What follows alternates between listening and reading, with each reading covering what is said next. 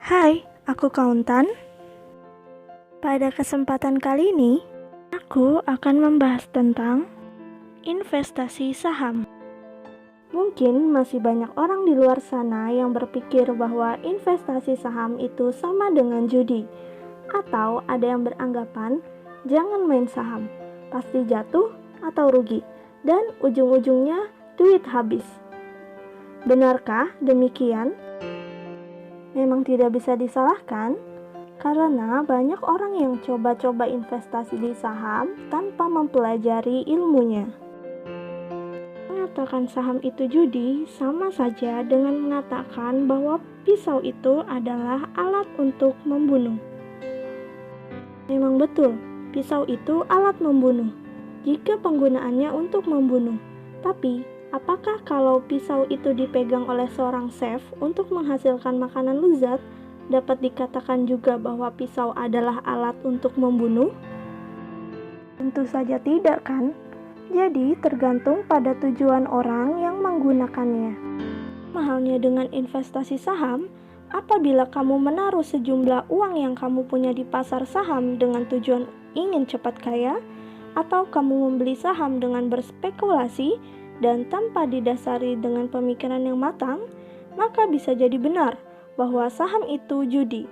Akan tetapi, jika kamu membeli saham dengan tujuan untuk mengembangkan nilai uang kamu agar tidak tergerus inflasi, mendapat passive income melalui dividen, mendapat capital gain untuk diinvestasikan kembali, atau melindungi masa tua kamu, tentunya saham itu bukan judi. Bisa saya katakan investasi saham adalah investasi yang aman dilakukan, selama kita tahu bagaimana menanggung resiko yang ada. Lalu, apa yang dimaksud dengan investasi saham? Menurut Bursa Efek Indonesia, saham dapat didefinisikan sebagai tanda penyertaan modal seseorang atau pihak seperti badan usaha dalam suatu perusahaan atau perseroan terbatas. Dengan penyertaan modal tersebut, maka pihak tersebut memiliki klaim atas pendapatan perusahaan, klaim atas aset perusahaan, dan berhak hadir dalam rapat umum pemegang saham. Saham merupakan instrumen investasi yang banyak dipilih para investor karena saham mampu memberikan tingkat keuntungan yang menarik. Di sisi lain, saham merupakan salah satu instrumen pasar keuangan yang paling populer. Menerbitkan saham merupakan salah satu pilihan perusahaan ketika memutuskan untuk pendanaan perusahaan. Untuk lebih mempermudah, saya coba berikan ilustrasi. Bayangkan kamu dan beberapa temanmu ingin membuka kedai makan dengan modal 100 juta rupiah. Dari modal 100 juta rupiah tadi, kamu menempatkan dana sebesar 30 juta rupiah. Dengan kepemilikan sebesar 30 juta rupiah, artinya kamu memiliki 30% kepemilikan saham di usaha kedai makan tadi.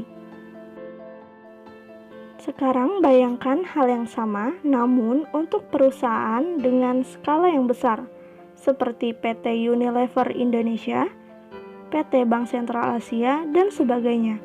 Nilai kapitalisasi pasarnya tentu bukan hanya ratusan juta rupiah lagi, melainkan sudah triliunan rupiah.